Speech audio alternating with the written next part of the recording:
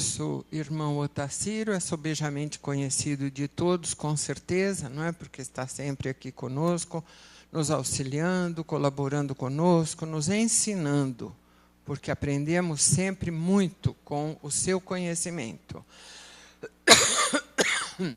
Otacílio Rangel Nascimento, professor, doutor em Física, na USP de São Carlos, e divulgador da doutrina espírita por todos os lugares.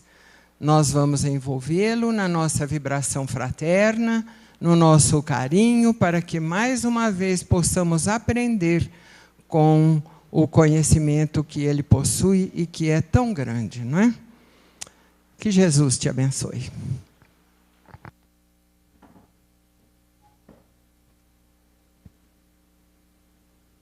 Queridos irmãos,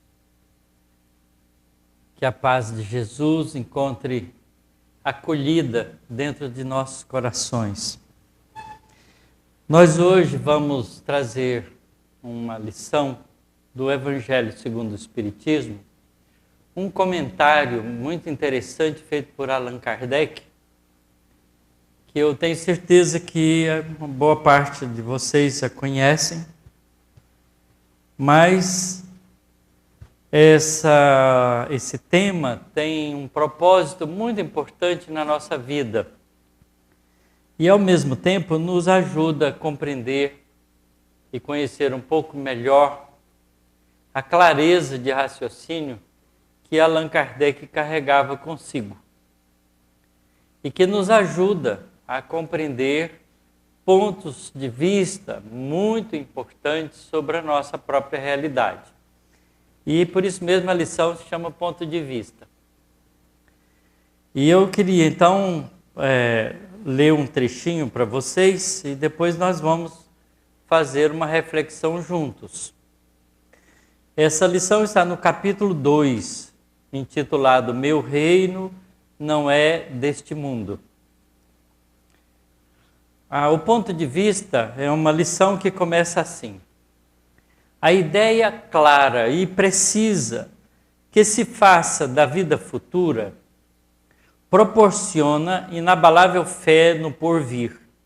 Fé que acarreta enormes consequências sobre a moralização dos homens, porque muda completamente o ponto de vista sob o qual encaram eles a vida terrena.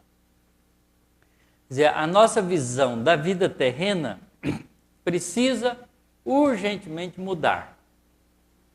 E é isso que a lição se propõe a nos dar uma diretriz nessa direção. Para quem se coloca pelo pensamento na vida espiritual, que é indefinida, a vida corpórea se torna simples passagem breve, estada, num país ingrato. É muito interessante essa frase de Kardec, lá pelos idos de 1860, 62, por aí. Quer dizer, ele já achava, né, que o nosso mundo é uma espécie de país ingrato para o espírito. E a gente olhando hoje a vida cotidiana nossa, a gente vê isso mesmo. A vida social, a vida dos homens, é uma vida de turbulência, de violência, de agressividade, de problemas, de dificuldades, de sofrimentos de toda a natureza. E a gente acaba, por causa desse sofrimento, até parando numa casa espírita. Não é? É muito curioso isso. E ele já sabia disso. E ele coloca isso de uma maneira interessante. As vicissitudes e tribulações dessa vida não passam de incidentes que ele suporta com paciência pelas saber de curta duração, devendo seguir-se-lhe um estado mais ditoso. E é assim, ontem eu assisti na televisão uma reportagem falando do transporte em São Paulo. Ainda bem que a gente mora em São Carlos e Araraquara. Não é? Uma senhora que trabalha, uma senhora jovem, tem 2 filhas, e tem que levar as crianças para a escola, depois pegar ônibus, metrô e todos os processos de transporte possíveis no horário do rush para poder chegar no trabalho. E depois fazer o caminho de volta. E vai chegar na sua casa quase 9 horas da noite com as 2 crianças. Eu não sei se vocês têm essa experiência, mas pegar o metrô em torno das 7h30, 8 horas e pegar o metrô em torno das 5h30, 6 horas é realmente uma ginástica de paciência. Eu atualmente ando fazendo isso porque estou realizando um trabalho lá em Santo André e uma vez por semana tenho que ir para Santo André. Pego o ônibus, depois o ônibus o metrô, depois do metrô o trem. E realmente fico pensando ali na vida daquelas pessoas que têm que fazer isso todos os dias. Eu faço isso uma vez por semana. É realmente um transtorno. Principalmente se você pensar que vai passar 20, 30 anos fazendo isso. Não é? São Carlos, imagino que Araraquara também já está assim, pelo número excessivo de carros nas ruas. Na hora da entrada no trabalho e da saída do trabalho, a cidade já fica complexa no seu transporte, porque são muitos carros, as pessoas têm que ter paciência, tem sempre umas pessoas mais espertas querendo furar regras, avançando o sinal e assim por diante. Então, é uma vida de transtorno. Na época de Kardec, ele não tinha esses problemas, mas já era uma vida de transtorno por outras razões, que se somam agora com o modernismo. Então é muito difícil, né? Então, saber desses incidentes que a gente tem que enfrentar, se a gente tiver um ponto de vista da vida espiritual, Kardec sugere aqui que a gente suporta isso com paciência, porque sabe que isso é transitório, tem curta duração. Continua ele, a morte nada mais restará de aterrador. Deixa de ser a porta que se abre para o nada e torna-se a que dá para a libertação, pela qual entra o exilado numa mansão de bem-aventurança e de paz. E a gente tem que saber se é assim. Sabendo temporária e não definitiva, a sua estada no lugar onde se encontra, menos atenção presta às preocupações da vida, resultando-lhe daí uma calma de espírito que tira aquela muito do seu amargor. E é assim mesmo, se a gente sabe que a gente vai ter que ir a São Paulo só um dia e vai voltar, a gente suporta com tranquilidade. Mas se a gente tivesse de passar 1000 anos em São Paulo, estaríamos perdidos, sem nenhuma perspectiva, não é? Então, a diferença do ponto de vista espiritual e do ponto de vista da vida terrena é mais ou menos essa. Porque a vida terrena, do ponto de vista da vida espiritual, é um momento na realidade do espírito, é um dia na realidade do espírito. Portanto, é fácil, com essa visão, de suportar as dificuldades que esse um dia espiritual representa. Mas a gente tem que se convencer disso, não é? E para se convencer disso, tem que saber, conhecer a vida espiritual. Pelo simples fato de duvidar da vida futura, o homem dirige todos os seus pensamentos para a vida terrestre. Sem nenhuma certeza quanto ao porvir, dá tudo ao presente. nenhum bem divisando mais precioso do que os da terra, torna-se, então, qual criança que nada mais vê além de seus brinquedos. E não há o que não faça para conseguir os únicos bens que se lhe afiguram reais. Quem é que tem 5 cartões de crédito aí? Quantos estão devendo?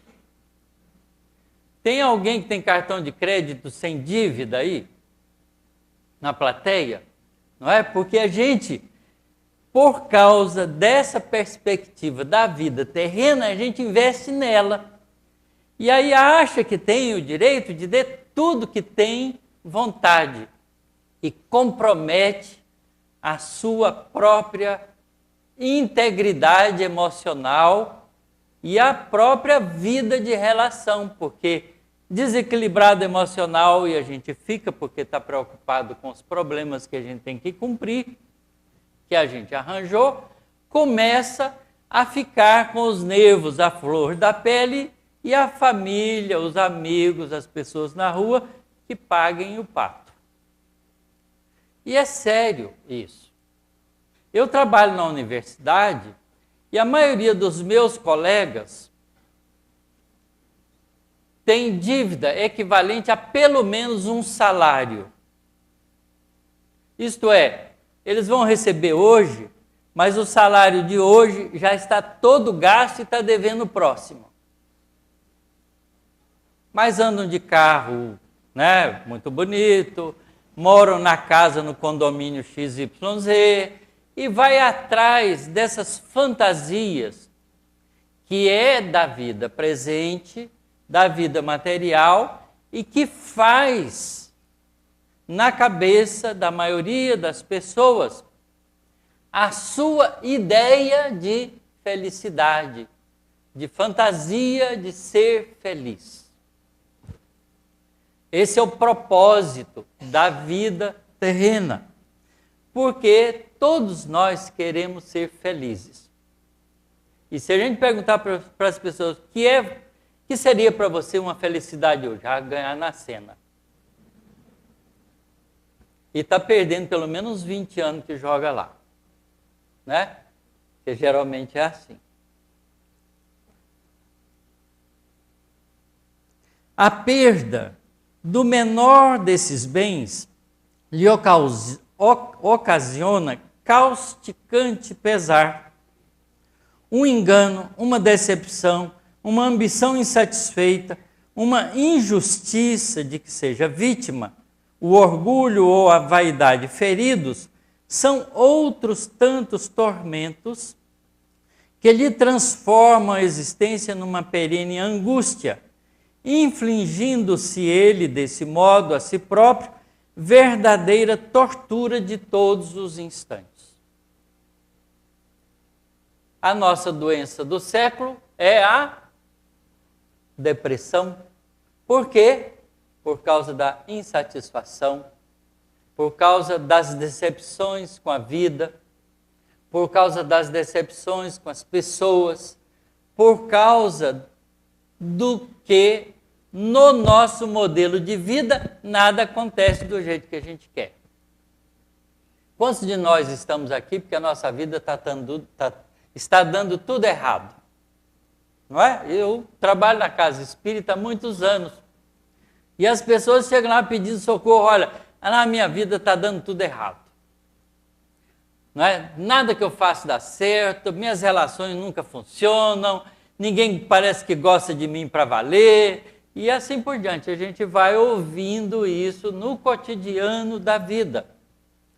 E eu estou passando muito mal, não consigo dormir direito, fui ao médico, estou tomando um remédio para dormir, e as pessoas vivem assim, correndo atrás, como dizem muito bem, do prejuízo.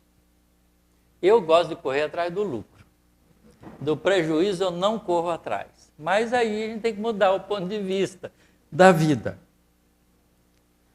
Colocando o ponto de vista de onde considera a vida corpórea, no lugar mesmo em que ele aí se encontra, vastas proporções assume tudo o que o rodeia. O mal que o atinja, como o bem que toque aos outros, grande importância adquire aos seus olhos. Aquele que se acha no interior de uma cidade, tudo lhe parece grande. Assim os homens que ocupem as altas posições, como os monumentos.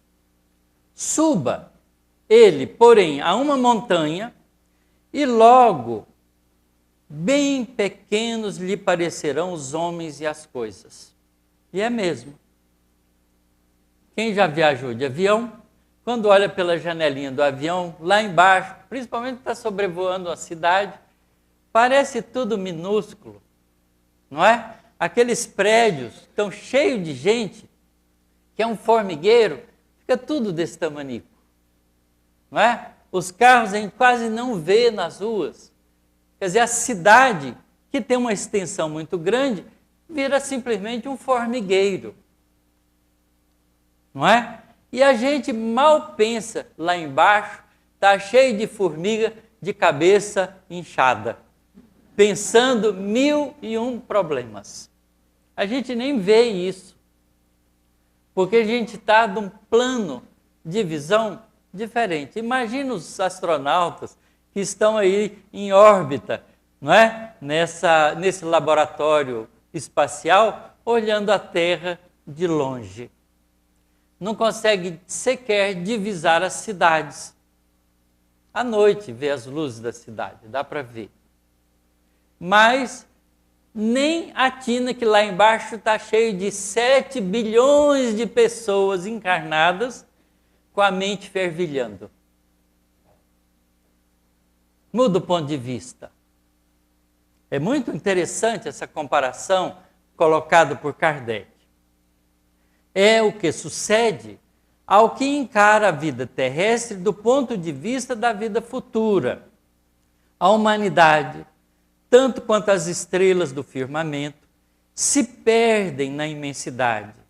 Percebe então que grandes e pequenos estão confundidos como formigas sobre um montículo de terra, que proletários e potentados são da mesma estatura, e lamenta que essas criaturas efêmeras e tantas canseiras se entregam para conquistar um lugar que tão pouco as elevará e que por tão pouco tempo conservarão.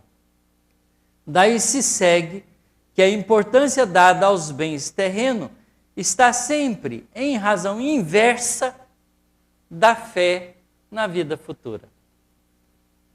E é mesmo. É importante a gente ter uma visão diferente dessa vida presente, que parece única e que se comporta nas nossas perspectivas cotidianas como única,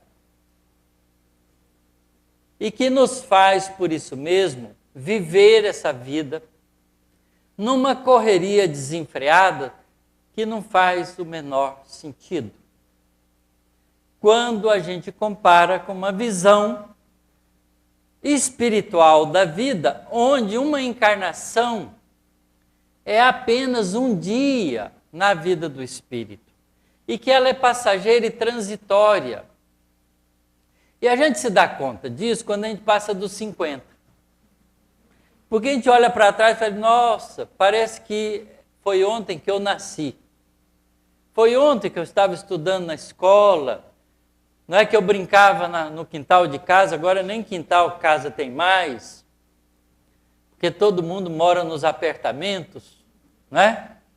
Então é uma loucura.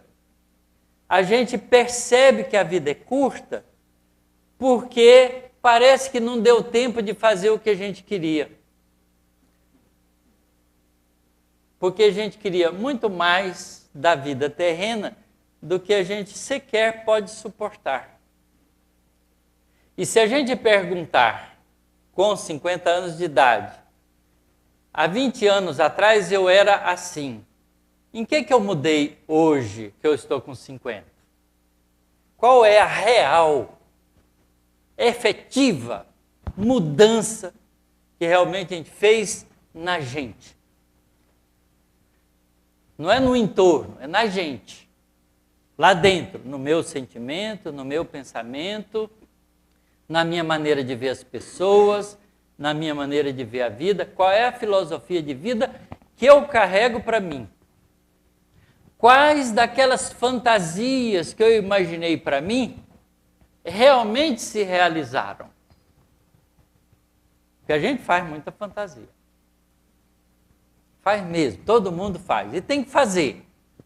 Mas tem que aprender a fazer fantasia. É o que a gente não sabe. Porque a gente faz fantasia baseado, não é, num terreno arenoso, como ensina Jesus. E constrói a casa da gente no terreno arenoso. As tempestades da vida chegam e derruba a casa das nossas fantasias. E a gente então fica decepcionado. A palavra decepção é uma palavra absolutamente mal usada por todos nós. Porque nós nunca nos decepcionamos conosco, só com os outros. Não é? Não é uma verdade isso? A gente não olha olho no olho na gente, num espelho e fala, estou decepcionado com você, cara. Você anda fazendo coisas que não são dignas de um ser humano. Quando? Mas a gente fala isso para o vizinho, quando ele atravessa qualquer coisa que nos incomoda. E se ele não reagir, a gente põe o dedo no nariz dele. Mas se ele reagir, a gente vai medir forças. Porque é assim que a gente age. Então é muito bem colocada essa lição, porque ela questiona na gente coisas essenciais. Se toda a gente pensasse dessa maneira, com o ponto de vista espiritual, dir-se-ia, tudo na terra periclitaria, porquanto ninguém mais se iria ocupar com as coisas terrenas. Não. O homem, instintivamente, procura o seu bem-estar. E, embora certo de que só por pouco tempo permanecerá no lugar em que se encontra, cuida de estar aí o melhor ou o menos mal que lhe seja possível. Ninguém há que, dando com um espinho debaixo de sua mão, não o retire para se não picar. Claro, isso a gente faz mesmo, não é? Às vezes a gente espeta a mão e fala, não, vou tirar na próxima encarnação, não precisa tirar agora, né? Eu sou um espírito, não preciso preocupar com agora. Não é isso. Está doendo, a gente tira logo o espinho e trata de desinfetar o local. Porque a gente quer o bem-estar da gente. Não há mal algum em querer o bem-estar. O problema é colocar todos os nossos objetivos nisso. Esse é o problema. E achar que o nosso bem-estar único é o bem-estar da vida terrena. Eu estou aqui falando para vocês agora com uma alegria e com uma tristeza no coração. Uma tristeza pelos dissabores da vida de relacionamento que a gente sempre tem e que às vezes a gente vai descobrindo em pessoas do coração da gente situações que a gente não esperava que tivesse mais. Isso faz parte da vida. São os desafios para a gente ter mais compreensão, arregimentar mais sentimento melhor e poder fazer mais pela pessoa que a gente gosta e que a gente achava que poderia e deveria estar melhor. Isso faz parte da nossa vida. Todo mundo tem esses dissabores da vida de relação. Porque tem filhos, tem amigos, tem esposo, esposa, irmãos, não é? E a gente sabe que a vida é assim mesmo, não é? Nós estamos como espíritos em aprendizado e crescendo. E isso faz parte do processo. Mas eu estou muito alegre também, porque a NASA descobriu um planeta que gira em torno de 2 sóis. E eu gostaria um dia de viver num planeta desses. Vocês já pensaram? Ter 2 sóis para a gente apreciar? É fantástico. Os exilados de Capela, que são milhões e milhões de espíritos que foram trazidos para a Terra, e entre nós pode ter alguns ainda, né, endurecidos que ficaram, vieram do sistema de Capela, que é uma estrela dupla. Viviam num planeta que gira em torno das 2 estrelas que constituem o sistema Capela. É um sistema planetário que tem 2 sóis. E há 10 anos atrás eu li uma reportagem, na verdade um comentário, que foi feito por diversos astrônomos, dizendo que era muito pouco provável que existissem sistemas planetários em volta de sistemas binários de estrela. Porque o equilíbrio gravitacional é mais difícil de conseguir. E, curiosamente, na nossa galáxia, tem muito mais sistemas binários de estrela do que estrelas individuais como o nosso Sol. E aí eu fiquei pensando naquela leitura que eu fiz, né? Que sobra poucos sóis para ter outras humanidades. Mas agora sobra não. Agora está todo mundo participando, porque a NASA descobriu que há sistemas planetários em equilíbrio com sistemas binários de estrela. E aquela informação que a gente teve de Emmanuel no livro A Caminho da Luz, escrito pelo Chico Xavier, se não me engano, publicado em 1931, adiantando informação de que sistemas binários são planetários também e tem vida, não é? Está descoberto que sistema planetário binário tem. Só falta encontrar a vida, que a gente vai encontrar ainda. E a descoberta feita pela NASA é fabulosa. Tira a gente da mesquinhez da vida terrena para observar fora. É isso que Kardec está nos sugerindo. Suba numa montanha. Mude o ponto de vista.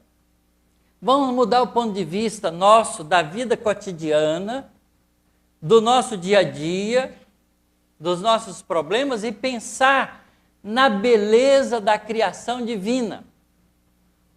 Essa estrela, esse sistema binário está a 200 anos-luz de nós. Logo ali. Logo ali. Sabe por quê? Porque a nossa galáxia, a Via Láctea, não tem 200 anos-luz, tem 100 mil anos-luz de diâmetro. Cabe quantos 200 anos-luz nesses 100 mil? Então é logo ali, pertíssimo. Nós não podemos chegar lá com esse corpo grosseiro, mas como espírito, a gente vai lá fácil. Vida futura. É esse o que nos espera como realidade espiritual, a grandeza do universo ao nosso alcance. Eu já disse aqui, vou repetir, uma vez eu li atrás num carro, eu não sou o dono do mundo, mas sou filho do dono. Adorei, eu sou filho do dono. Então, e o mundo aí, quem escreveu, estava pensando só na terrinha. Eu estou pensando no universo. Se pensasse só na nossa galáxia, já deu um passo gigantesco. Mas tem bilhões de galáxias igual a nossa Via Láctea. Imaginem a grandeza divina. Imagine a possibilidade de, como espírito imortal que a gente é, apesar de internado nesse corpinho transitório que vive 50, 60, 70 anos, quando muito 100 anos, a gente poder, como espírito, conhecer tudo isso. E vai conhecer. Porque a imortalidade nos dá garantia dessa beleza. E a gente fica parado, brigando com o vizinho, porque o cachorro dele fica latindo de madrugada. Não é? Não é uma pequenez, um ser minúsculo, viver à cata desses aborrecimentos pequenos. E a gente fica triste em ver isso. Lá em São Carlos está sendo realizado o Tusca. Vocês já viram falar no Tusca? Não é? Junta ali, chega a juntar 20 a 30 mil estudantes que vêm de diversas universidades, diversas cidades, se reúnem em São Carlos. Todo ano morre pelo menos um. De bebedeira, já morreu um agora. Tá certo? O ano passado morreu um outro. Um japonesinho estava tão bêbado, passando pelo córrego na Marginal, ele estava meio desligado da turma, tropeçou, estava bêbado, caiu lá dentro com a cara na água, bateu, não estava em condições de se defender e morreu afogado na sujeira do riacho, né, que é um esgoto da cidade, porque estava bêbado. Ninguém se deu conta dele por 2 dias. Só foram descobrir 2 dias depois. Agora, morreu outro, né? Anteontem. Atropelado pelo caminhão de cerveja, que ia atrás a 5 km por hora. Acreditem nisso? É possível um absurdo desse? Esse é o futuro do Brasil. Está na mão dessas pessoas. E a gente fica pensando qual é o valor da vida terrena, onde a pessoa se garante na juventude como a única vantagem é ver, provar quem bebe mais. E sabe qual é o problema que acontece lá no pronto-socorro da Santa Casa e os outros pronto-socorros que tem na cidade?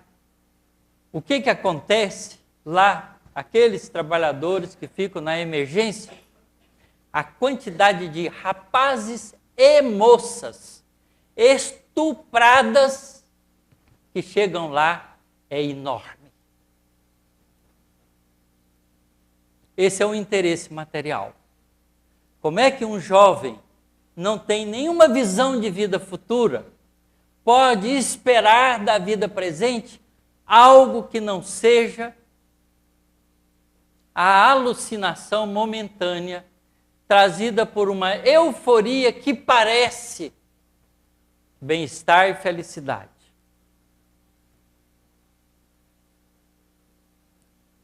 É muito complicado.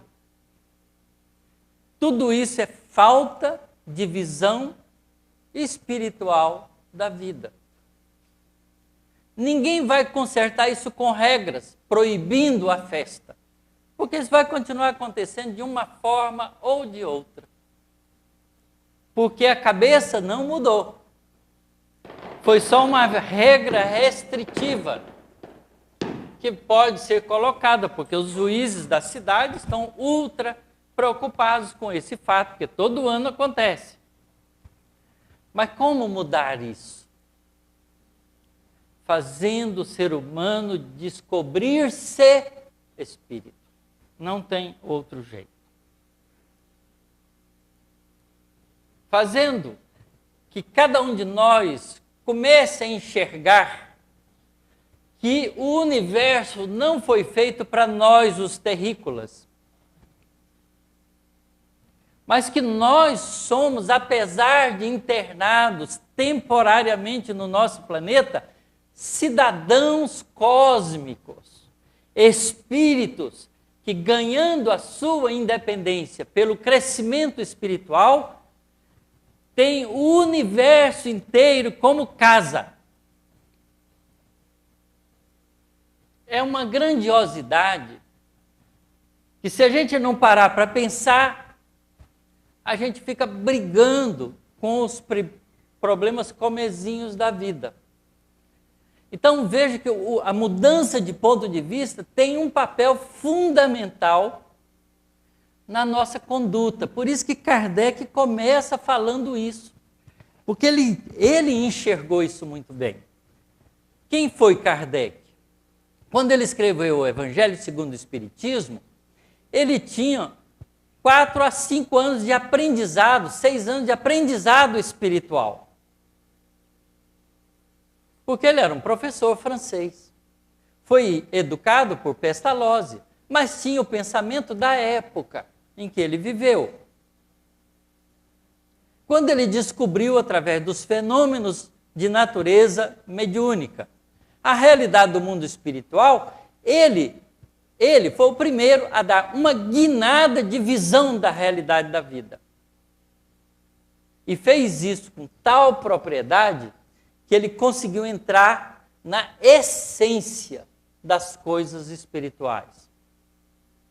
Então, esse trabalho de construção da doutrina espírita, que foi coordenado por ele, porque foram feitos esses trabalhos todos pelos espíritos bondosos, auxiliado por aqueles encarnados que embarcaram no projeto e que deram todo o sacrifício de sua vida por isso.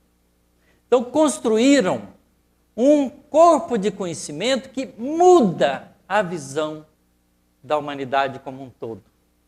E se a gente não fizer essa mudança, nós vamos continuar nessa loucura desenfreada que a humanidade segue, destruindo a vida. A miséria da África existe por causa da ganância dos países desenvolvidos, que mantêm as guerras tribais para, distraindo o povo que lá vive, roubar as riquezas do continente africano. Os diamantes, os petróleos, as riquezas minerais todas. E quando a gente vê na televisão aquelas informações dos países em que tem aqueles irmãos nossos, espíritos como nós, morrendo de fome, esqueléticos, a gente fica pensando na grandeza da maldade humana que, por causa dos bens da terra, matam seus irmãos. Que é isso que a gente ainda faz. Como mudar isso? O primeiro passo é mudar na gente. Porque é impossível mudar nos outros sem dar exemplo. Então tem que mudar na gente. Não adianta cobrar do filho, da esposa, do marido, do irmão. Tem que cobrar de si próprio.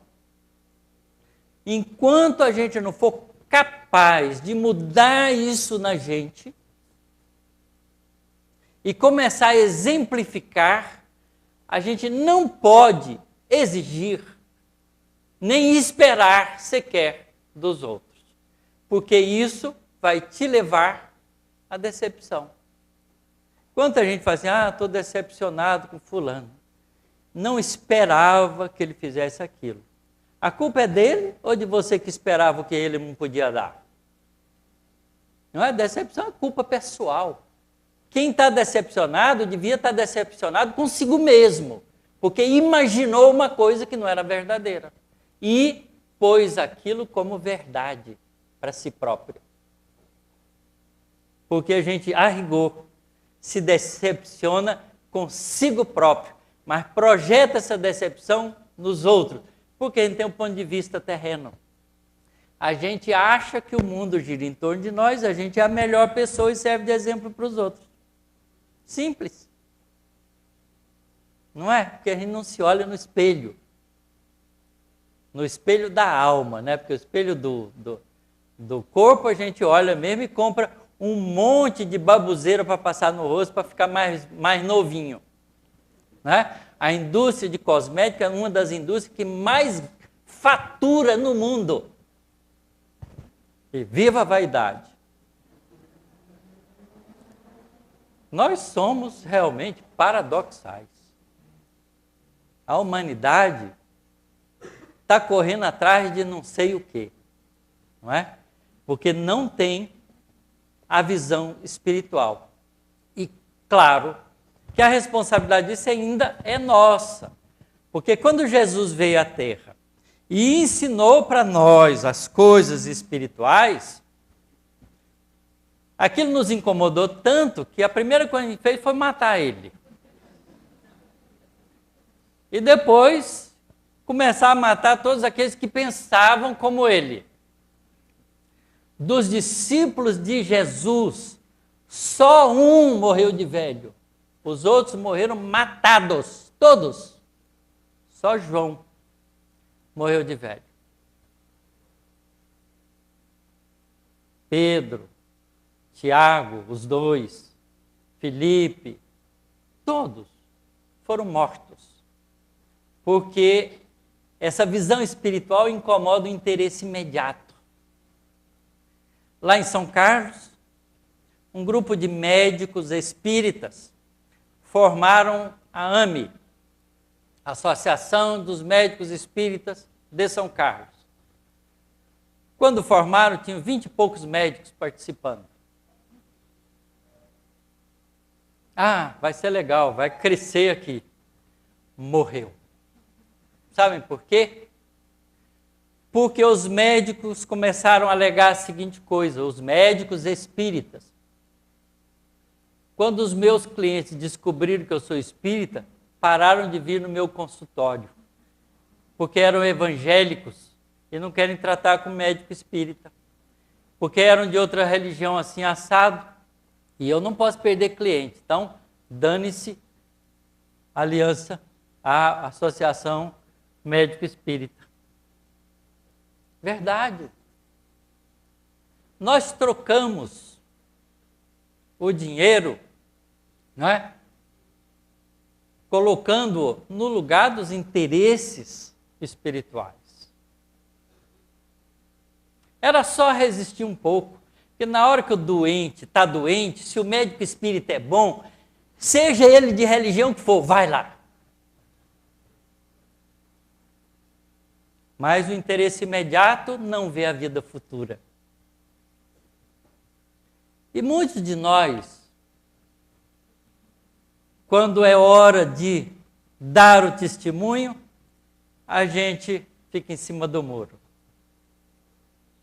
Por isso é que Jesus disse, olha, os mornos não servem, porque nenhuma pessoa pode servir a dois senhores, porque servindo um desagrada o outro.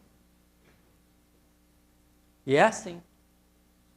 Então a gente tem que colocar na frente, para valer, a visão espiritual. Porque todos os interesses da terra são absolutamente transitórios.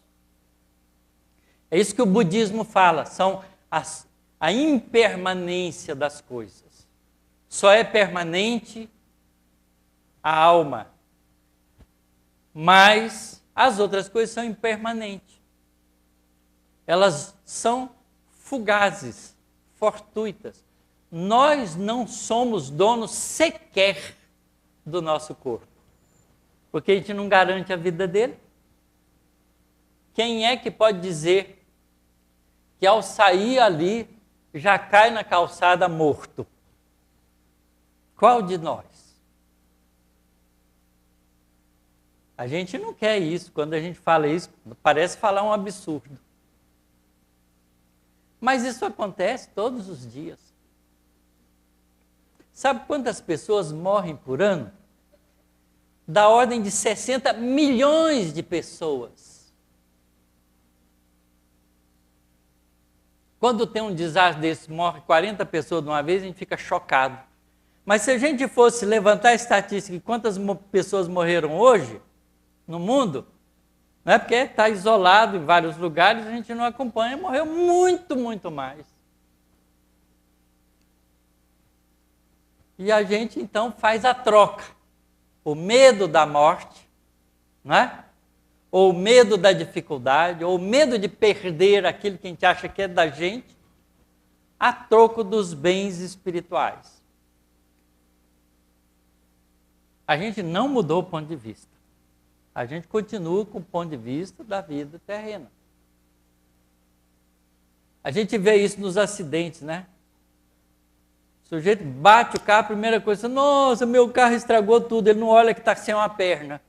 Ainda não deu tempo de sentir dor, ele não olha que ele está sem uma perna, meu carro estragou tudo, e agora o que é que eu vou fazer? Os motoqueiros, então, minha moto, cadê minha moto? E está todo ralado. Porque os nossos bens são os bens fortuitos.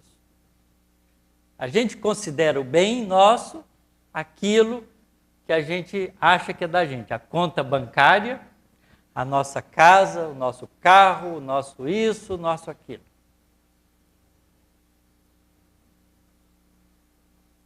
A gente tem que ir aprendendo a perder essas coisas. Ainda bem que eu estou perdendo meus cabelos, para me ensinar que nem os meus cabelos são meus, não é?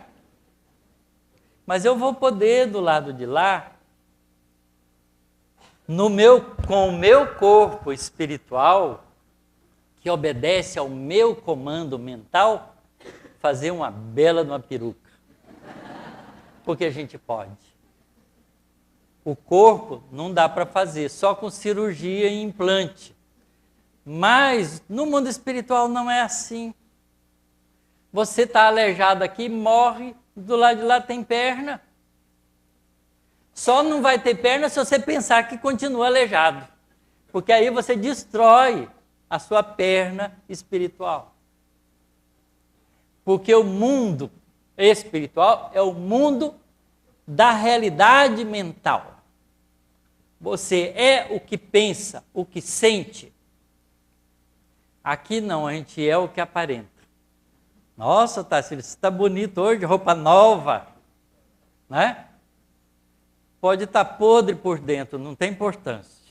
A roupa é bonita, é de grife, né? E a gente leva a grife para o túmulo. Vai, grife, corpo, tudo para lá. É temporário tudo isso. Aonde estão os nossos valores? Então, a gente tem que aprender os valores espirituais. Tem que descobrir-se um espírito de mais de 400 mil anos vivendo na Terra, em diferentes encarnações, desde o homem das cavernas, que a gente vem crescendo aqui nesse mundo.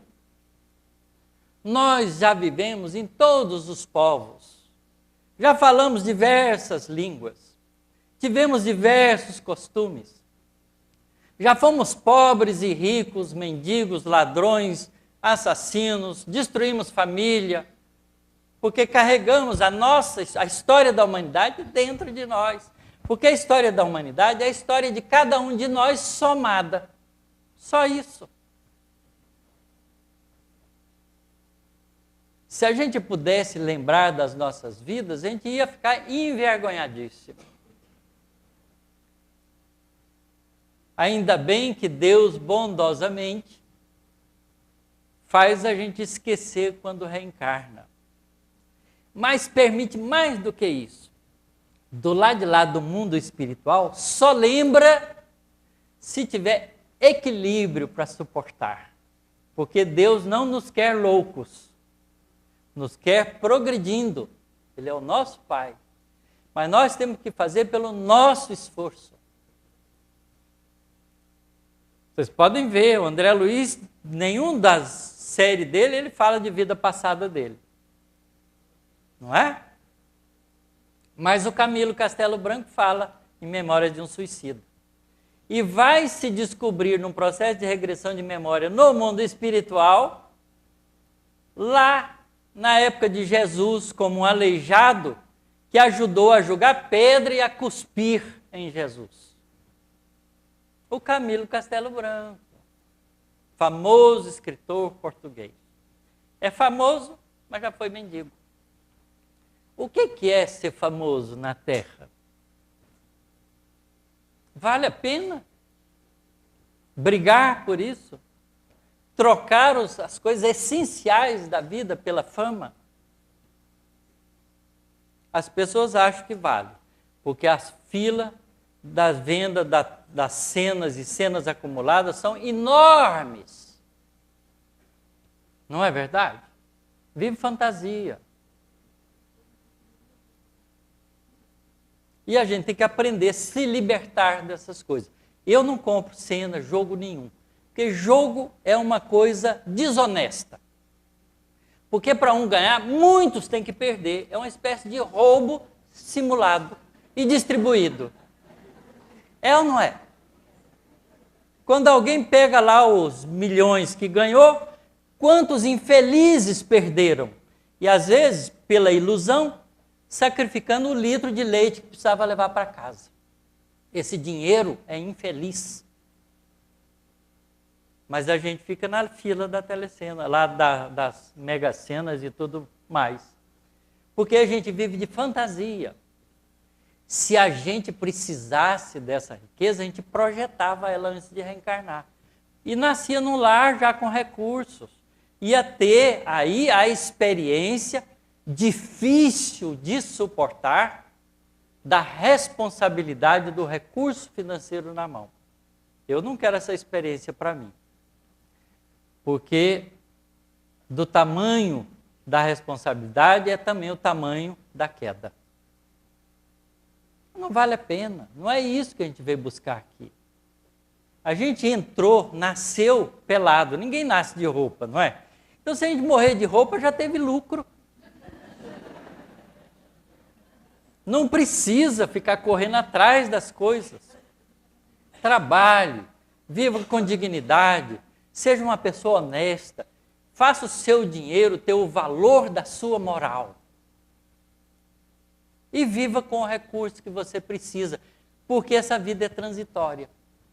Não é ela que é importante, é o que nós acumulamos na realidade intrínseca que nós somos, que vai conosco aonde a gente estiver. E qual é a riqueza do Espírito? É aquela riqueza que Jesus ensinou muito bem. Que o ladrão não rouba, a traça não come e a ferrugem não corrói. Qual é? O que é que nós temos que ninguém pode roubar?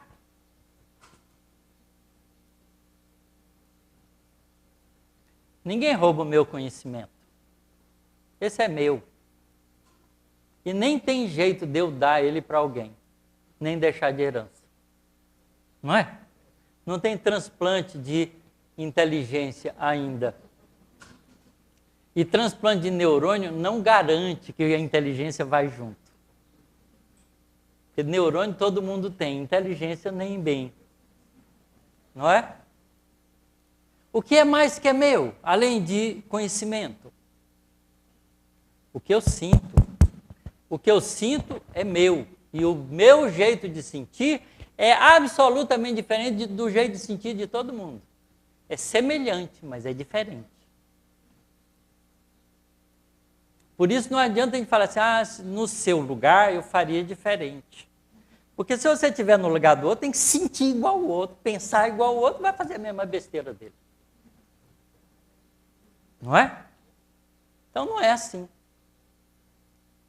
A gente não está no lugar do outro. E quando vier para a gente, segura as pontas para não fazer besteira maior. Não é assim? É assim. Então essas são as duas riquezas nossas. Então em que a gente devia investir na vida? De melhorar o sentimento e de aumentar o conhecimento.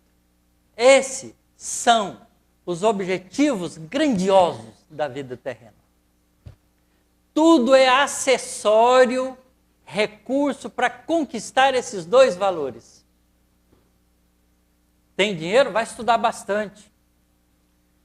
Trabalha muito pelo bem de muitos e conquiste sentimentos. Isso vale a pena. Porque está investindo no espírito, que é imortal e que carrega essas riquezas para sempre. Todas as nossas encarnações que a gente já teve são nossas aquisições, estão indelevelmente registradas na nossa individualidade. Se a gente fizer uma regressão de memória, pudesse fazer uma regressão de memória com uma pessoa, e levando ele vida após vida para trás, a gente ia verificar isso.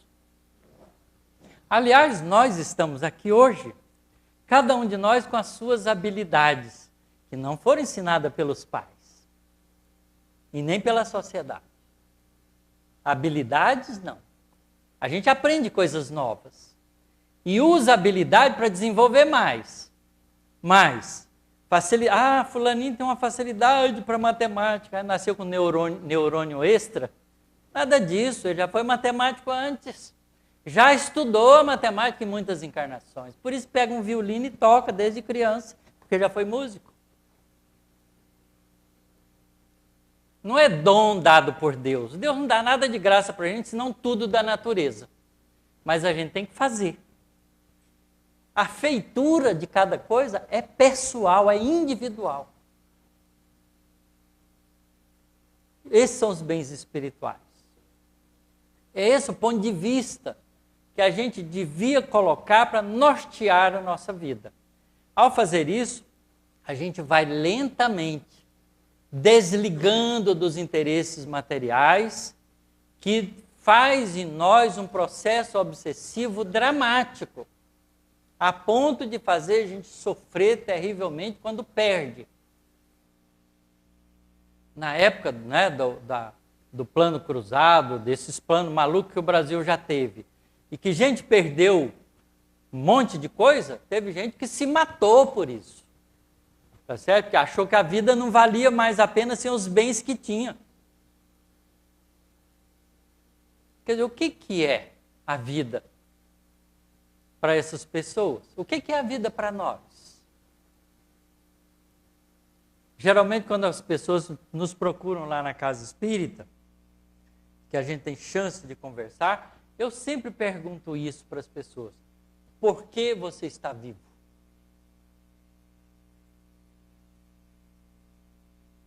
Porque se a gente perguntar para que você está vivo, a pessoa desfia um rosário. Ah, porque eu vou fazer isso, porque eu vou fazer aquilo, porque não sei o quê, tem 1000 planos. Aí você pergunta, como você vive? Ah, levanto de manhã, faço isso, faço aquilo, corra atrás, o dia inteiro. Daquilo para qual eu vivo. Agora você pergunta, por quê? As pessoas não sabem. Algumas pessoas materialistas, exageradas, falam, não, porque meu pai e minha mãe transou, eu nasci, não tenho culpa. Nasci porque a culpa é dos meus pais. Aliás, os jovens devolvem para os pais muito agressivamente esse tipo de coisa. Não pedi para nascer. E a gente sabe que implorou de joelhos. Porque reencarnar aqui, conseguir uma vaguinha nessa universidade de progresso espiritual, não é trivial, não, porque tem pouco mais de 20 bilhões de espíritos vivendo na Terra. Então, conseguir uma vaga na universidade tem que passar pelo vestibular, que não é fácil. Não é nada disso que a gente pensa. O ponto de vista espiritual é outro. Estudem a doutrina espírita para valer, porque ela é capaz de mudar a nossa maneira de ver a vida. E ao ver a vida de outra maneira, a gente muda o nosso comportamento. Não muda de repente, porque deixar hábitos velhos para trás, substituindo por hábitos novos, melhores, não é uma coisa simples, é um exercício de atleta. É um exercício de atleta. Um bom pianista tem que estudar mais de 8 horas por dia. de piano. Os atletas, para dar esses saltos maravilhosos, treinam o ano inteiro. Por que para ter valores melhores a gente vai achar que vai comprar ali no botequinho? Vai não, vai ralar. Vai ficar desapontado consigo mesmo, porque tentou e não conseguiu. Mas aí se dê nova chance. Use o perdão para você. Se aprendendo a usar o perdão para você, vai usar para os outros. Porque a gente só dá para os outros o que a gente tem para a gente. São regras simples que Jesus ensinou para a gente há 2000 anos atrás. E que a gente perdeu a chance de aprender lá, agora tem que aprender nesse momento de desafios na humanidade. Nós estamos vivendo um verdadeiro momento de desafio. Porque nós somos muitos. Imagine, cada um de nós, desavisadamente, criamos 1 quilo de lixo por dia.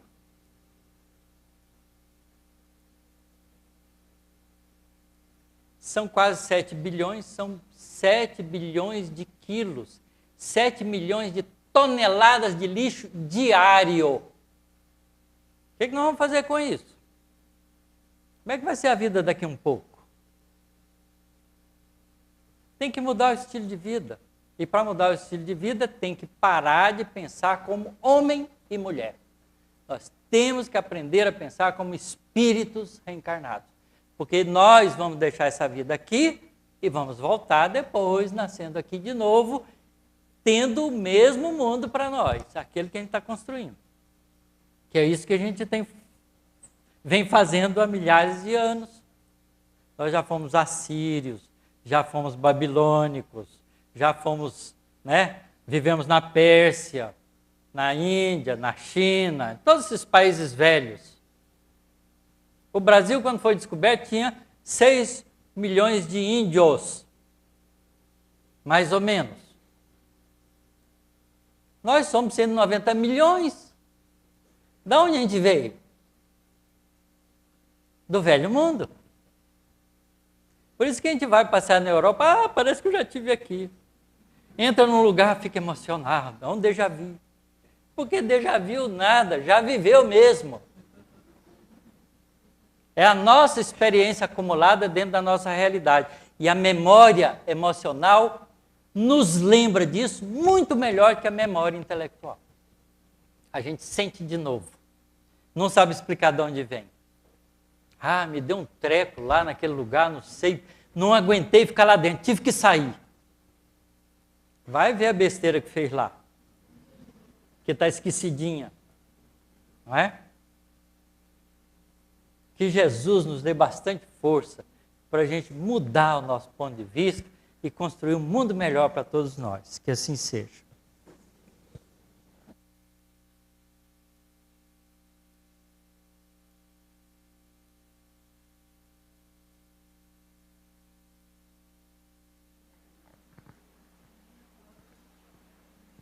Que bom que a gente veio hoje, né?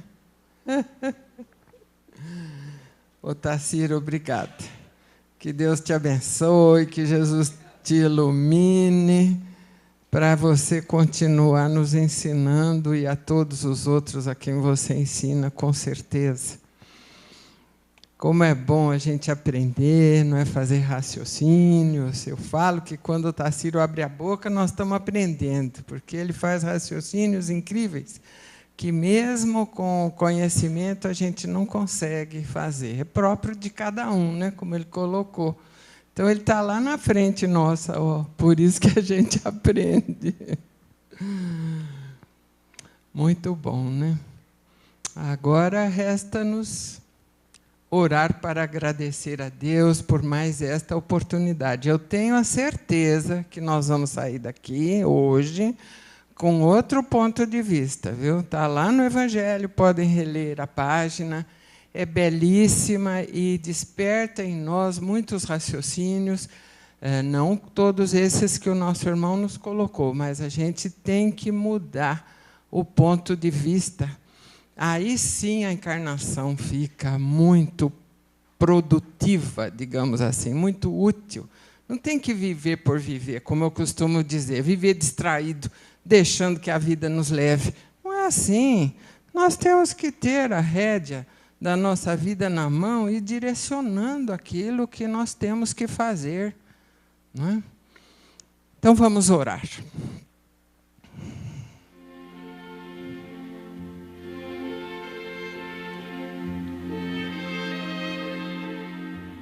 Amado Mestre Jesus, neste momento em que chegamos ao término desta parte dos nossos trabalhos desta tarde, elevamos o nosso pensamento a Ti, agora para agradecer. Ah, Mestre Jesus, como queremos Te agradecer.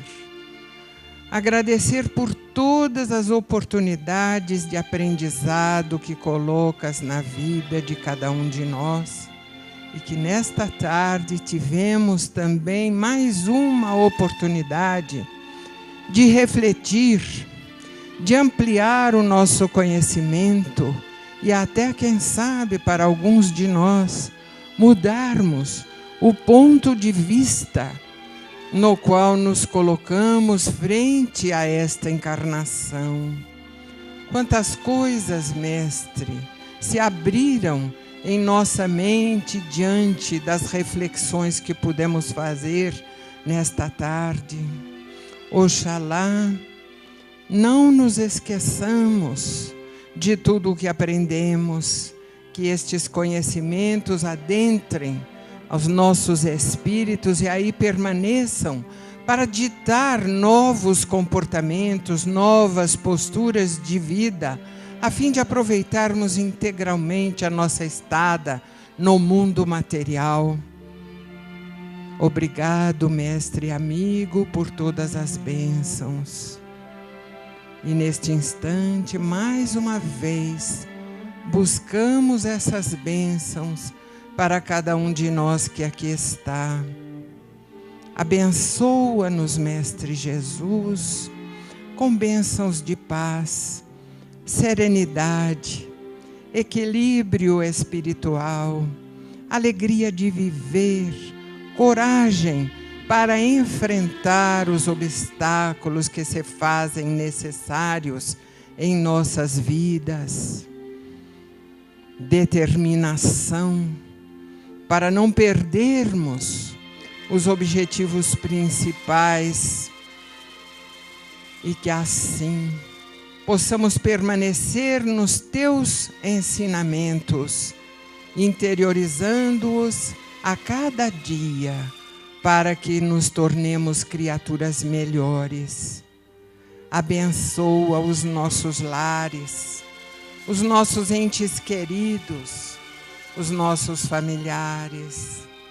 Abençoa a todos, a esta humanidade inteira, sobretudo aqueles que sofrem, que gemem e choram sob o peso de dificuldades que muitas vezes ainda não conseguem compreender. Abençoa também àqueles que, distanciados de Ti, ainda nem sequer Te conhecem.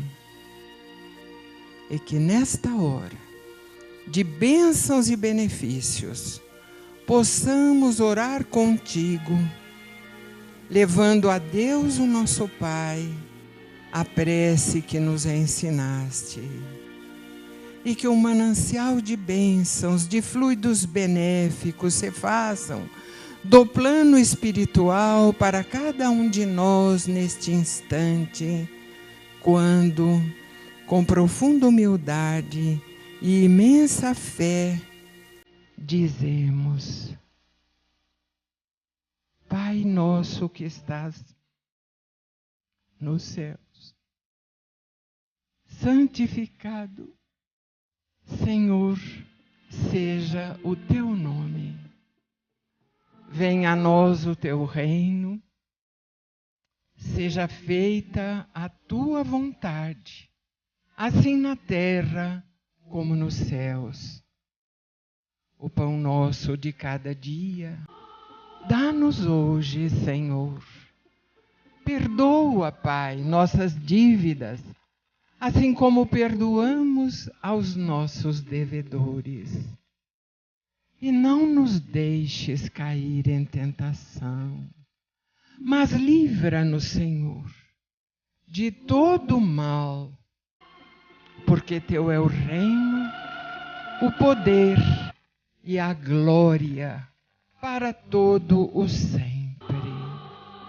Que assim seja, Senhor, que assim seja.